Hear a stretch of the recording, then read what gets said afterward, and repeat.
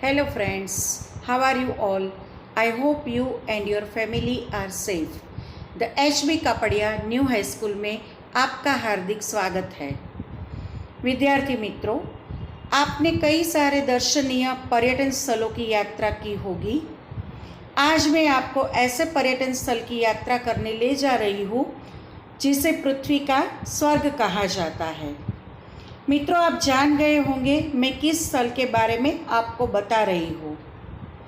भारत के जम्मू और कश्मीर में स्थित हिल स्टेशन गुलमर्ग की बात मैं कर रही हूँ, जो कि आज का हमारा मुख्य विषय वस्तु है।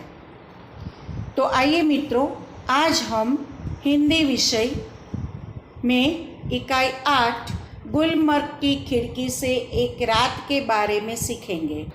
इकाई 8 गुलमर्ग की खिड़की से एक रात। इस पाठ के लेखक है मोहन राकेश। साहित्य प्रकार है यात्रा वर्णन यानी यात्रा वृत्त। मित्रों, पाठ शुरू करने से पहले हम इस पाठ के लेखक मोहन राकेश के बारे में जानते हैं। मोहन राकेश का जन्म जालंधर पंजाब में सन 1925 ईस्वी सन में हुआ था। इनके पिता व्यवसाय से वकील थे, परंतु उनकी साहित्य में बहुत रुचि थी। अतः राकेश को बचपन से ही घर में पर्याप्त साहित्यिक वातावरण प्राप्त हुआ। इन्होंने हिंदी तथा संस्कृत में एमए तक शिक्षा प्राप्त की और तत्पश्चात डीएवी कॉलेज जालंधर में हिंदी विभाग के अध्यक्ष के रूप में अध्यापन कार्य किया।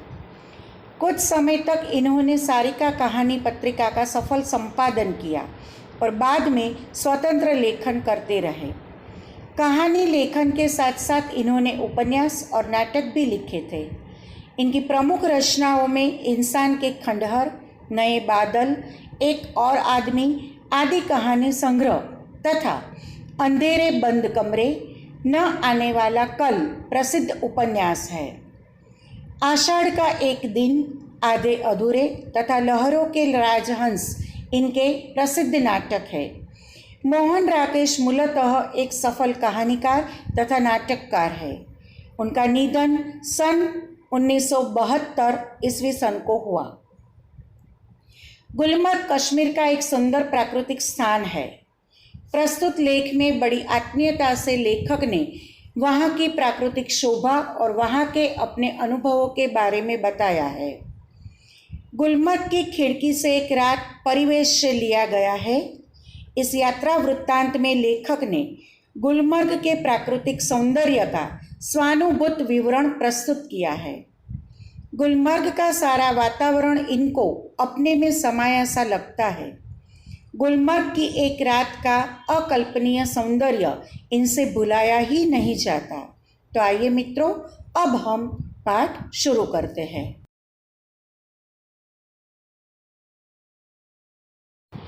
कुछ जगहें होती है जिन्हें आँख एक बार देखती है तो चौंक उठती है, फिर धीरे धीरे परिचित होकर उदासीन हो जाती है। गुलमर्ग ऐसी जगह नहीं है। मैं जब पहली बार गुलमर्ग गया तो मुझे वहाँ कुछ भी असाधारण नहीं लगा। एक खुला सपाट मैदान, देवदारों के घने जुर्मुट और बस। तब मैं घंटे भर में सारा गुलमर्ग देख आया था। विद्यार्थी मित्रों, पहली बार लेखक जब गुलमर्ग गए तो वहाँ पर उन्हें कुछ भी आकर्षक नहीं लगा था। बस उनको लगा कि यहाँ है क्या, सिर्फ एक खुला सपाट मैदान और उन पर देवदार वृक्षों के घने जुर्मुट यानी पेड़ पौधों का समूह। मगर बाद में महीनों वहाँ रहने पर एहसास हुआ कि पहली बार तो क्या, बाद में भी कभी उस स्थान को पूरा नहीं देख पाया। उसे पूरा कभी देखा ही नहीं जा सकता। शायद यही कारण है कि गुलमर्ग में रहकर वहाँ के साथ व्यक्ति की आत्मीयता धीरे धीरे इतनी गहरी हो जाती है कि वह अपने को भी उस सपाट मैदान के एक हिस्से के रूप में ही देखने लगता है। कांपती तितलियाँ, उठते बादलों और बर्फ से चमकती पहाड़ियों की तरह। दूसरी ओर वह पूरा विस्तार जिसमें वह स्वयं भी रहता है, उसे अपने में समाया सा लगता है। सूर्योदय और सूर्यास्त दोनों संध्याएं, घना कोहरा, पीली धूप और सब कुछ। इसलिए जब व्यक्ति गुलमर्ग से चलता है तो एहसास होता है अपने से ही बिछुड़ने का, अपने उस रूप में जो कि इतना परिचित होते हुए भी सदा अपरिचित बना रह जाता है। विद्यार्थी मित्रों, पहली मुलाकात में लेखक को गुलमर्ग में कुछ भी आकर्षक नहीं लगा था, लेकिन दूसरी बार जब वे गुलमर्ग गए, वहाँ महीनों रहे, तब गुलमर्ग के साथ लेखक की आत्मीयता हो गई। आत्मीयता यानी अपनापन हो गया। उसे लगने लगा जैसे वहाँ के सपाट मैदान का वे एक हिस्सा है। वहाँ के प्राकृतिक दृश्य उसे अपने में समाये हुए प्रतीत हुए। लेखक कहते हैं कि गुलमर्ग के रहने के बाद जब व्यक्ति वहाँ से विदा लेता है तो उसे अपने आप से बिछुड़ने जैसा अनुभव होता है। विद्यार्थी मित्रों, आपके सामने जम्मू और कश्मीर में गुलमर्ग का स्थान प्रस्तुत तस्वीर में बताया गया है। गुलमर्ग भारत के जम्मू और कश्मीर में स्थित एक हिल स्टेशन है। इसका मूल नाम गौरीमर्ग हुआ करता था, जिसे 16वीं शताब्दी में यूसुफ शाह चक ने बदल कर गुलमर्ग कर दिया। इसकी सुंदरता के कारण इसे धरती का स्वर्ग भी कहा जाता है। यह देश के प्रमुख पर्यटन स्थलों में से एक है। फूलों के प्रदेश के नाम से मशहूर यह स्थान बारामूला जिले में स्थित है। यहाँ के हरे भरे ढलान सैलानियों को अपनी ओर खींचते हैं। समुद्र तल से 2730 मीटर की ऊंचाई पर बसे गुलमर्ग में सर्दी के मौसम के दौरान यहाँ बड़ी संख्या में पर्यटक आते हैं। आइए मित्रों, अब हम गुलमर्ग की प्राकृतिक शोभा के बारे में जानते हैं। गुलमर्ग में सपने फूल बनकर उगते हैं। हरियाली के आर पार लाल लाल छतों के ऊपर आकाश में आंखें मुग्ध होकर देखती रहती है और फूलों में नए नए रंग भर जाते हैं। वातावरण में नई नई कोपलें फूट आती है। कोपलें यानी नई पत्ती। हर क्षण एक नए अनुभव, नए रोमांच की सृष्टि होती है। बादलों के पोर्टिको के नीचे, पोर्टिको यानी बरामदा, बादलों के पोर्टिको के नीचे लोग बाहें फैलाए घास पर बैठे हैं।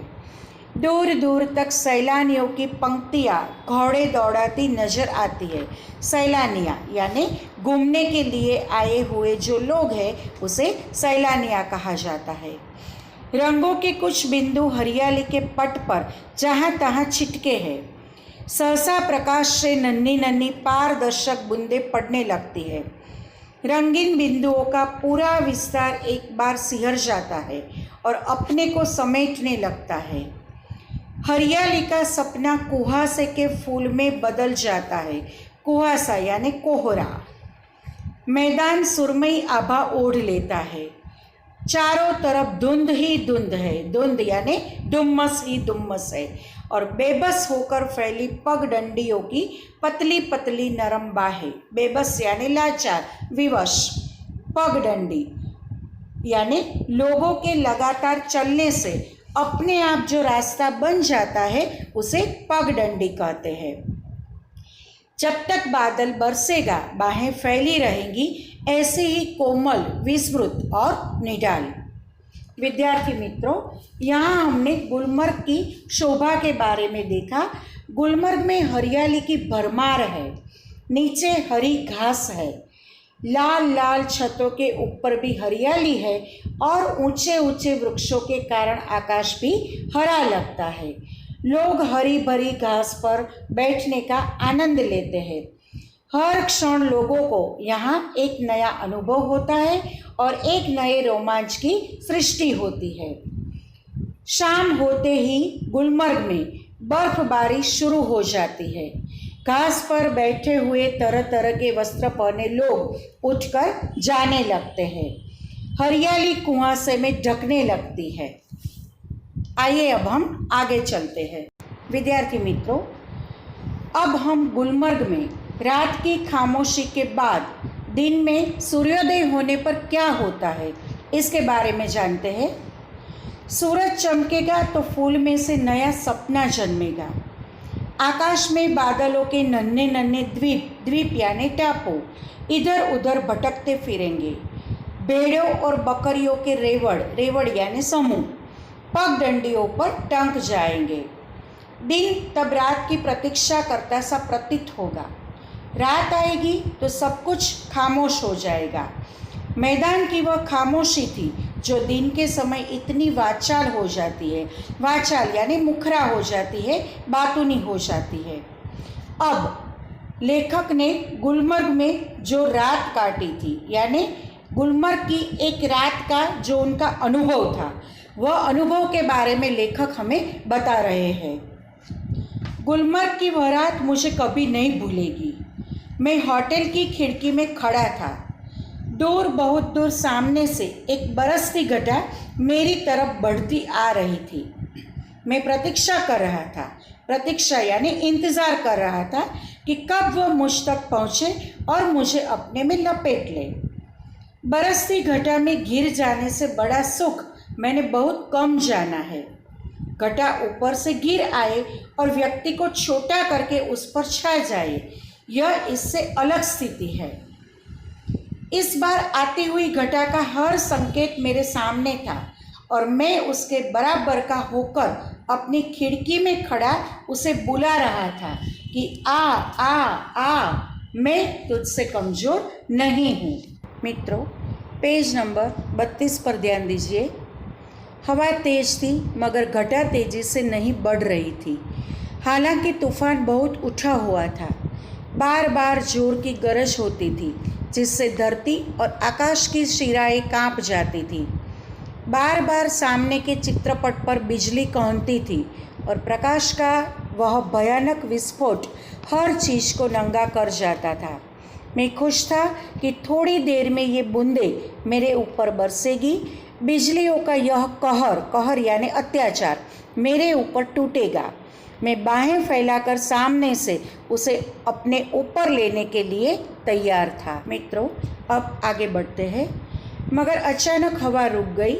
बढ़ता हुआ तूफान जहाँ का तहाँ ठिठक गया यानी रुक गया और दूर ही पर कटे पक्षी की तरह, पर यानी पंख कटे पक्षी की तरह दम तोड़ने लगा, यानी कि पक्षी की पंख टूट जाने पर वह मर जाता है। दम तोड़ना यानी मर जाना। बिजली की सांस रुकने लगी और मेरी भी, क्योंकि हवा के रुक जाने से मुझे भी बहुत ऊंचे आसमान से नीचे आना पड़ा था। तूफान का जोम उतर गया, जोम यानी जोर, और उसके साथ ही मेरा भी। मैं उसके बराबर का कभी नहीं हो सका। विद्यार्थी मित्रों, यहाँ पर हमने लेखक के एक रात का अविस्मरणीय अनुभव के बारे में देखा। एक रात लेखक अपने होटल के खिड़की में खड़े थे। दूर सामने से एक बरसती घटा उसकी ओर बढ़ती आ रही थी। लेखक चाहते थे कि वह घटा उस तक पहुंचकर उसे अपने में लपेट ले। हवा तूफानी थी और बादलों की गर्जना के साथ बिजली भी चमक रही थी। लेखक बरसाती घटा का आनंद लेना चाहते थे, लेकिन तूफान रुक जाता है और लेखक की इच्छा पूरी नहीं होती है। अब आगे। वे ऐसे क्षण थे जो जीवन में एक बार ही आते हैं। गुलमर्ग में रहते हुए ऐसे क्षण हर किसी के जीवन में किसी न किसी रूप में अवश्य आते होंगे। तभी तो मुद्दत तक वहाँ रह चुकने पर भी कोई आकर्षण व्यक्ति को फिर खींचकर वहाँ ले जाता है। वरना वहाँ है क्या? एक खुला सपाट मैदान जहाँ ज़्यादा गोल्फ खेली जा सकती है। व्यक्ति क्यों बार बार वहाँ जाना चाहता है? क्या गोल्फ खेलने के लिए ही? मित्रों, यहाँ लेखक कहते हैं कि गुलमर्ग का कोई न कोई आकर्षण लोगों को यहाँ खींच लाता है। लोग केवल गोल्फ खेलने के लिए ही वहाँ नहीं जाते। विद्यार्थी मित्रों, लेखक के इस यात्रा वर्णन के साथ आप में से कई छात्रों ने गुलमर्ग की यात्रा की होगी और आपका मन भी गुलमर्ग जा चुका होगा। आइए, आपके मानस पट पर गुलमर्ग के सारे दृश्य एक के बाद एक आते रहे होंगे। आइए अब हम गुलमर्ग की यात्रा से वापस आते हैं और शब्दार्थ और स्वाध्याय की चर्चा करते हैं। पेज नंबर 32 पर ध्यान दीजिए। शब्दार्थ। गुलमर्ग यानी कश्मीर का एक सुंदर प्राकृतिक रमणीय स्थान। तिगलिया यानी तिराहा, जहाँ 3 रास्ते मिलते हो। रोमांचकी यानी आनंद देने वाली, हर्षित करने वाली।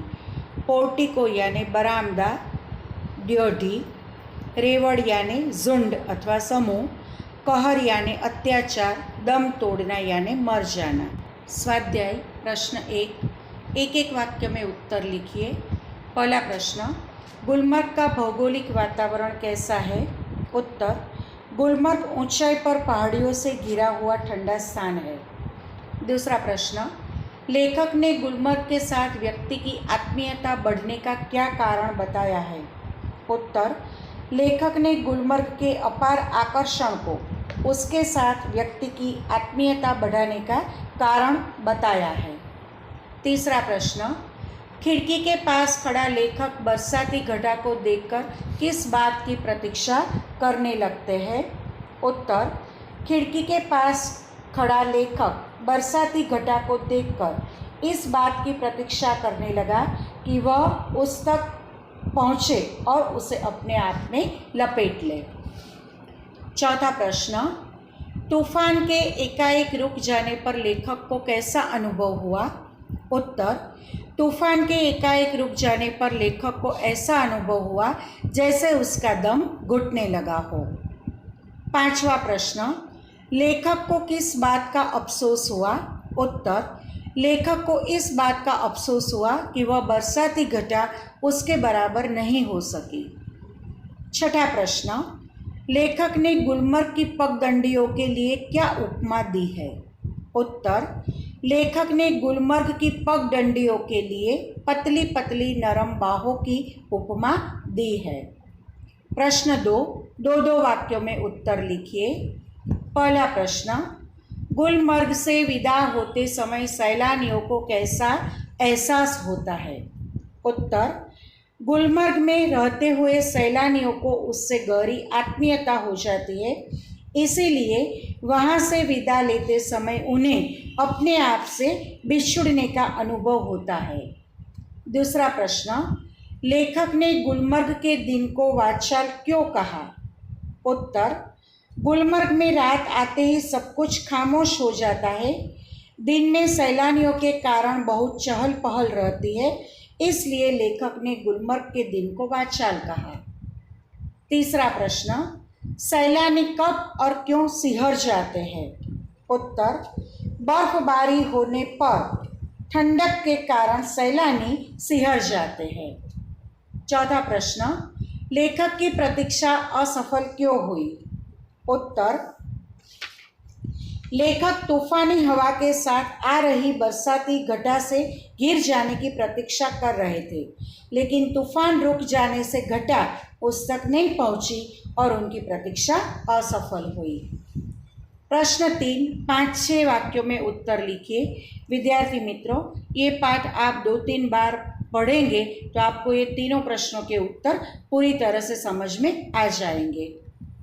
अब पेज नंबर 33 पर ध्यान दीजिए। मित्रों, पेज नंबर 33, प्रश्न 5, हरियाली का सपना कुहासे के फूल में बदल जाता है, यह दृश्य किस समय का है? यहाँ पर 4 ऑप्शन दिए गए हैं। अ प्रातःकाल, ब दोपहर, क सायंकाल, ड अर्धरात्रि। उत्तर है क सायंकाल, यानी कि संध्या काल का यह दृश्य है। प्रश्न 6, उचित उपसर्ग जोड़कर उनके विरुद्धार्थी शब्द बनाइए। साधारण, असाधारण, मान, अपमान, उदार, अनुदार, रंग, बेरंग, स्मृति, विस्मृति। उचित प्रत्यय जोड़कर विशेषण शब्द बनाइए। सुरमा यानी सुरमई, बरसात यानी बरसाती, तूफान, तूफानी, चमक, चमकीला, विस्फोट यानी विस्फोटक। उचित प्रत्यय जोड़कर संज्ञा बनाइए। लाल यानी लालिमा, खामोश यानी खामोशी, कमजोर, कमजोरी, आकर्षक यानी आकर्षण। विद्यार्थी मित्रों, आप हिंदी भाषा को इग्नोर मत कीजिए, क्योंकि हिंदी हमारी राष्ट्रभाषा है। गवर्नमेंट जॉब में हिंदी भाषा को बहुत प्राधान्य दिया जाता है, इसलिए मैं चाहती हूँ कि आप तुम्हारे जो 4 मेन सब्जेक्ट है, मैथ्स, साइंस, इंग्लिश और एसएस, उनको जितना भी महत्व देते हैं उतना ही महत्व हिंदी सब्जेक्ट को दीजिए, क्योंकि आगे जाके ये गवर्नमेंट जॉब में आपको बहुत उपयोगी साबित होगा। तो आशा करती हूँ कि यह पाठ आप पूरी तरह से समझे होंगे और मेरी बात को पूरी तरह से ध्यान में रखिए। Thank you. जय हिंद, जय भारत।